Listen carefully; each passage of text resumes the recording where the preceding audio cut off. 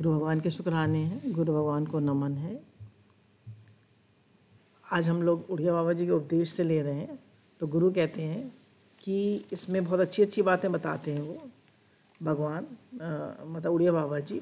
भगवत प्राप्ति के लिए साधन अवश्य करने चाहिए। अगर हम भगवान से प्रेम चाहते हैं, हम परमात्मा को प्राप्त करना चाहते हैं, प्राप्त करना क्या मतलब उनसे प्रेम ही उनको प्राप्त करना है, तो हमें ये बातें ज़रूर करनी चाहिए।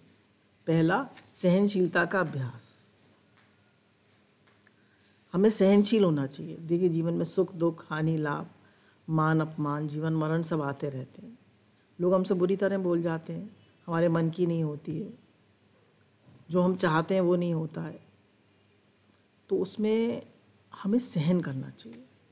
सहन करने से हमारे जीवन में तप होता है, और तप करने से हमारा मन मरता है।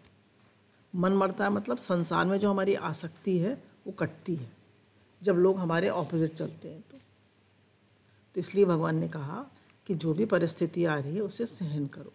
सुख आए उसे भी सहन करो। सुख को सहन करना क्या है, ज़्यादा सुखी मत हो, उसको बांट दो। और दुख आए तो दुखी मत हो। तो सहनशीलता का अभ्यास, बल्कि उड़िया बाबा जी ने तो ये कह दिया, सहन करना ही सबसे बड़ी सिद्धि है। अगर कोई हर परिस्थिति को, सुख दुख, हानि लाभ, जीवन मरण, हर किसी को सह जाए, और अपमान को भी सह जाए, कोई बुरी तरह बोले उसे भी सह जाए। जैसे कल के कोई प्रेमी कह रही थी कि मुझे लोग अच्छा समझे, मेरे को ये बहुत रहता है। तो ये भी इच्छा ना हो, कोई भी इच्छा ना हो। तो सहन करने से हमारी उन्नति बहुत जल्दी होती है।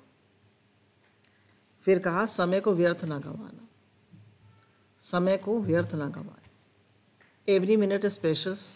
कुछ ना हो तो नाम जप करते रहें, कुछ पढ़ते लिखते रहें, सेवा करते रहें। टाइम को बिल्कुल वेस्ट ना करें, क्योंकि जो समय चला गया फिर वो वापस आने वाला नहीं है। तो every second, every minute, every fraction of a second is precious.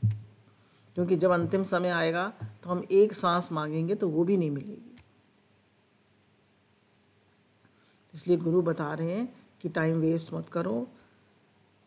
हर समय हमारा भगवान में लगना चाहिए। देखिए, आजकल तो गुरु बता रहे हैं, स्वामी राम सुखदास जी हम लोगों को बता रहे हैं कि सुबह से उठकर रात के सोने तक जो भी क्रिया कर रहे हो सब भगवान से जोड़ते जाओ। सुबह उठ के कह दो कि भगवान जो काम कर रहा हूँ आपके लिए कर रहा हूँ। तुम्हारा चलना फिरना, उठना बैठना, तुम्हारा प्रसाद पाना, तुम्हारा प्रसाद बनाना, तुम्हारा हर काम भगवान के लिए हो रहा है। तो इसलिए समय को नहीं गंवाना है गॉसिप में, व्हाट्सएप में, सोशल मीडिया में। तो टाइम नहीं गंवाना है, हर टाइम को यूटिलाइज़ करना है। मेरा जीवन व्यर्थ ना जाए, मेरा जीवन भगवान के लिए हो, भजन के लिए हो, सबके हित के लिए हो। पदार्थ पास होते हुए भी भोगने की इच्छा ना करना।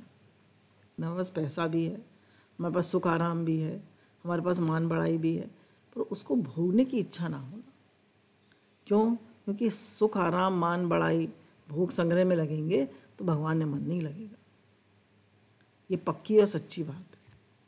ज़्यादा मान होता है, आप खुद बताइए, ज़्यादा मान होता है तो भगवान में मन लगता है, अपमान हो जाता है तब भगवान में मन लगता है, कोई बुरी तरह कर देता है तो भगवान में मन लगता है। कब लगता है? इसलिए कह रहे हैं कि पदार्थ पास होते हुए भी भोगने की इच्छा, मुझे कुछ नहीं चाहिए, मेरा भगवान से, आप अपने से प्रेम करा दो, बाकी मुझे कुछ नहीं चाहिए। आप मिले तो सारी दुनिया मिली, आप नहीं मिले तो क्या मिला। निरंतर इष्ट देव का चिंतन करना चाहिए। कह रहे निरंतर इष्ट देव का चिंतन करना चाहिए। श्री कृष्ण हमारे इष्ट देव हैं। किसी के राम भी हो सकते हैं, किसी के शिव भी हो सकते हैं, पर सब एक ही हैं। चाहे राम और कृष्ण तो एक ही विष्णु जी के अवतार हैं, तो उनमें तो बिल्कुल कोई भेद नहीं है। और शिव जी में भी कोई भेद नहीं, क्योंकि शिव जी राम जी का भजन करते हैं, राम जी शिव जी का भजन करते हैं, तो सब एक ही हैं। फिर सदगुरु की शरण ग्रहण करनी चाहिए। अब बताया, सदगुरु की शरण ग्रहण करनी चाहिए, क्योंकि बिना सदगुरु के हम ज्ञान मार्ग में आगे नहीं बढ़ पाते। क्योंकि हमें अपनी लगन तो इतनी है नहीं, है ना, हमें अपनी लगन तो इतनी है नहीं। अब अपनी भी लगन नहीं है और गुरु का भी सानिध्य नहीं है, तो फिर क्या, मन तो पूरा संसारी है ना। संसार में ही जाएगा। पैसा कमाना है, लेडीज़ को घर में आसक्ति हो जाती है, घर में मन लगा, घर में ही उनका मन लगा रहता है, अब ये बनाऊँ, अब ये खिलाऊँ, अब ये करूँ, अब वो करूँ, इन्हीं बातों में मन लगा रहता है। तो बिना सद्गुरु के शरण ग्रहण किए कोई उन्नति नहीं होती है। तो गुरु भगवान के लाख लाख शुक्राने हैं, अम्मा जी के, गुरु भगवान के लाख लाख शुक्राने हैं, करोड़ों नमन है, उन्हें करोड़ों वंदन है जो हमें इस राह पर लगाए हुए। निरंतर सत्संग हो रहा है, वाणी जा रही है, तो उससे अगर हम उससे जुड़े रहें तो हमारी उन्नति होती रहेगी। जितनी भी मटेरियल चीज़ें हम इस संसार में इकट्ठी करते हैं वो सब हमारे शरीर छूटने के साथ छूट जाती है, पर भजन, भगवान से प्रेम, सबके हित का कार्य, वो सब हमारे साथ जाता है। तो हमने मटेरियल चीज़ें इकट्ठी करी तो क्या इकट्ठा किया, वो तो सब यहीं छूट गया। ये बहुत अच्छा लगा मुझे, इंटरेस्टिंग लगा, इसलिए आपके लिए ले रहे हैं। श्री भगवान 4 मनुष्यों पर अधिक प्रेम करते हैं और 4 पर अधिक क्रोध करते हैं। तो किन से ज़्यादा प्रेम करते हैं और किन पे क्रोध करते हैं? अब चार मनुष्यों पे प्रेम किस पे करते हैं? दान करने पर वाले पर प्रेम करते हैं, किंतु जो कंगाल होते हुए भी दान करता है उस पर अधिक प्रेम करते हैं। अब बताया, जो देता है, जिसकी देने की आदत होती है, उससे भगवान ज़्यादा प्रेम करते हैं, और जिसके पास नहीं है फिर भी वो देना चाहता है, उसकी देने की भावना है, उससे भगवान बहुत प्रेम करते हैं। तो हमारे पास नहीं है फिर भी हमारी देने की भावना होनी चाहिए कि भगवान मेरा पास जो कुछ है वो सबके लिए, थोड़ा थोड़ा देने का भाव होना चाहिए। तो कह रहे हैं कि जो जिसके पास नहीं है, हम कहते हैं वो हमारे पास तो है ही नहीं, फिर कहाँ से दें? नहीं, आपके पास नहीं है फिर भी आपके पास इतना है कि आप दे सकते हैं। देने की भावना तो रखिए, ज़रूरी नहीं मटेरियल चीज़ ही दे, आप शुद्ध भाव रखिए, प्रेम का भाव रखिए। और जैसे पुराने घर में जब रहते थे, जब इनकी दादी बाबा थे भगवान जी के, तो उनको 2 रोटी लेती थी वो खाने के लिए, 1 रोटी लेती थी। तो उसमें से एक लड़की बाहर आउट हाउस में रहती थी, मतलब जो सेवाधारी थे उनकी, तो उसको आधी रोटी को तोड़ के उसमें से दे देती थी, 2 रोटी में से, बेटा तू खा ले। तब वो खाती थी। चिड़िया को डाल देती थी, कुत्ते को डाल देती थी, हो गई सेवा।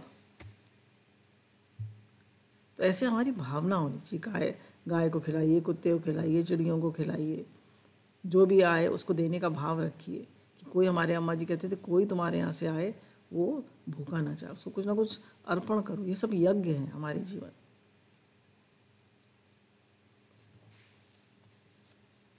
फिर शूरवीर पर प्रेम करते हैं, किंतु जो शूरवीर विचारवान होता है उस पर अधिक प्रेम करते हैं।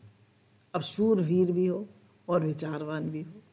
अब शूरवीर होते हैं तो ये अहंकारी हो जाते हैं ना कि मैं तो शूरवीर हूँ, पर शूरवीर भी हो और विचारवान भी हो कि ये संसार नाशवान है, ये जाने वाला है, ये बराबर मिट रहा है, यहाँ कुछ भी रहने वाला नहीं है, यहाँ परमानेंट तो सिर्फ भगवान है। तो यहाँ क्या करना है? यहाँ सेवा करनी है, भगवान को याद करना है, और अपनी सेवा करके भगवान को याद करते हुए बिना आसक्ति करे यहाँ से राधे राधे कर देना है। फिर भगवान दीन पर प्रेम करते हैं, किंतु जो धनी होकर भी दीन हो उस पर अधिक प्रेम करते हैं। बोले जिसके अंदर दैन्य हो उससे प्रेम करते हैं, पर धनी हो, पैसा भी हो, मान प्रतिष्ठा भी हो, और फिर भी उसके अंदर दैन्य हो, उससे तो बहुत प्रेम करते हैं। तो धनी भी है और फिर भी उसको ज़रा भी अहंकार नहीं है, क्रोध नहीं करता, बढ़ चढ़ के बात नहीं करता, हमेशा दैन्य में रहता, उससे भगवान बहुत प्रेम करते। तो भगवान ने हमें सब कुछ दिया है तो हमारे अंदर दैन्य आना चाहिए।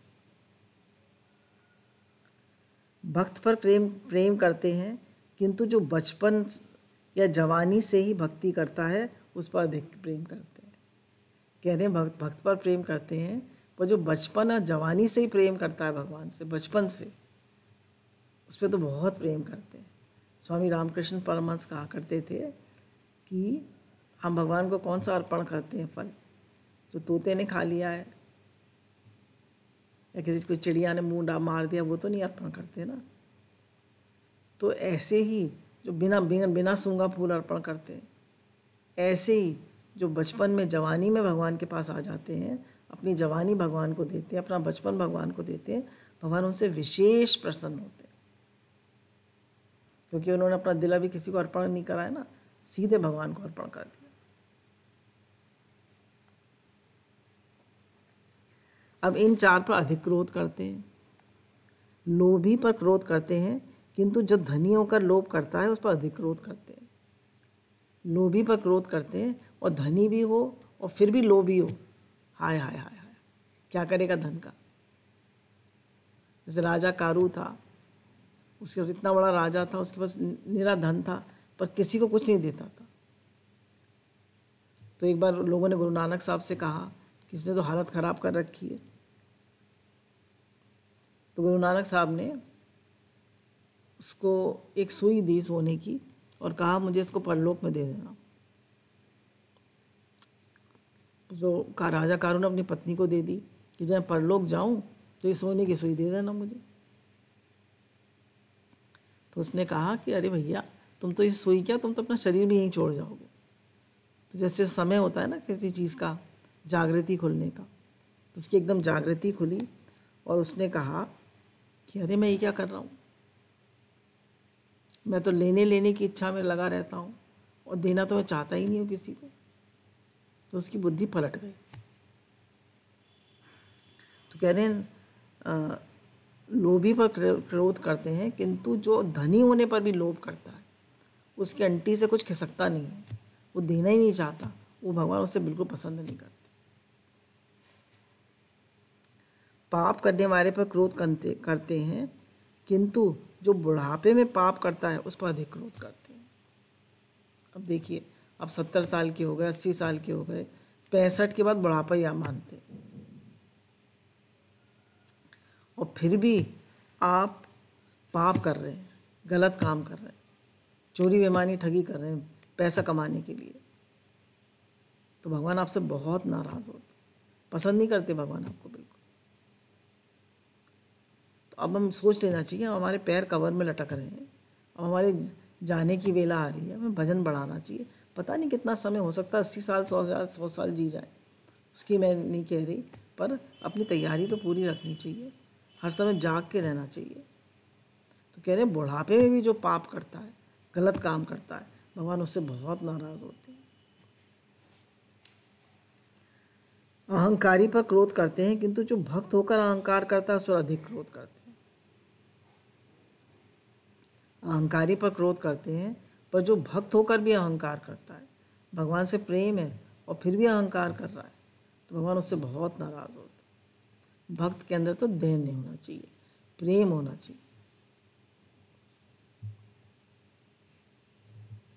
क्रिया भ्रष्ट पर क्रोध करते हैं, क्रिया भ्रष्ट मतलब गलत काम करे, किंतु जो विद्वान होकर क्रिया भ्रष्ट हो उस पर अधिक क्रोध करते हैं।